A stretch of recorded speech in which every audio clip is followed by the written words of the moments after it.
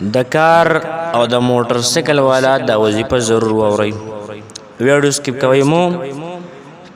کم کسان چې موټر سایکل زیات چلی، کم کسان چې ډریوران حضرات دي زیات عمر په ډریورۍ کې چلیږي، او کم کسان چې موټر سایکل دا چلی، نو د هغوی دپاره مې یو داسې مبارکه وظیفه راوړې ده چې کله دوی دا وظیفه کوله ان شاء الله تعالی چرته به د خلک اکسیډنټ نه کوي. یعنی داسې مبارک عمل دی چې تا د اکسیډنټ نه بچ کوي. خو ځکه دې بچ کوي چې وظیفه د چا ده؟ د رب کائنات، هغه رب چې موږ او تاسو پیدا کړي. زموږ او ستاسو خالق دی، مالک دی، رازق دی. موږ خالق دی، موږ پیدا کړي. زموږ مالک دی، زموږ رازق دی، موږ له رزق راکوي.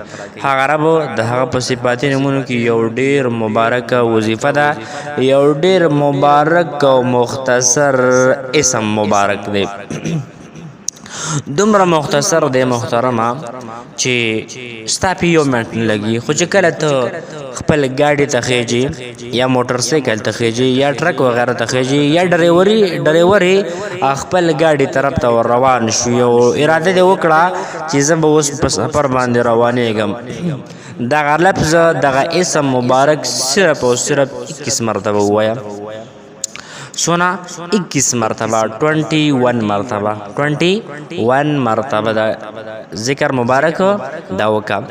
ان شاء الله چې کله تا دا وکړو ستا ګاډی به اکسیډنټ نه کوي، ستا خپل لاس به نه ماتېږي، ته به بالکل روغې، ستا ګاډی به نه خرابېږي، ګاډی به دې روغ.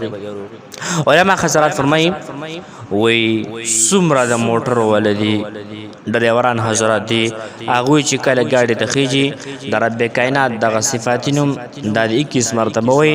لومبی درود شریف وایي، درود ابراهیمي، بیا دې وایي یا نافع یا نافع یا نافع یا نافع یا نافع، یعنې 21 مرتبه به دا اسم وایي، بیا به درود شریف وایي. په خپل ځان دې چوف کړي، په ګاډي باندې چوف وکړي، انشاءالله بیا دې خپل ډریوري کوي. الله تعالی به د اکسیډنټ چرته به هم د اکسیډنټ نه کوي. خو هله چې کله په ایمان او په یقین او په اخلاص سره دا وظیفه کوله، او بل دا چې د وظیفې معمول احساس که چې دته بالکل یادي څنګه چې د نسواریانو حضراتو ته د نسوار یادي چېرې دا اچول غواړي، دقه شانتې د دې نه زیات په معمول سره دا وظیفه کوه. الله تعالی به چېرته هم ستا په ګاډي په تا اکسیډنټ ونه کړي. الله هم خوشحاله او آباد ساته.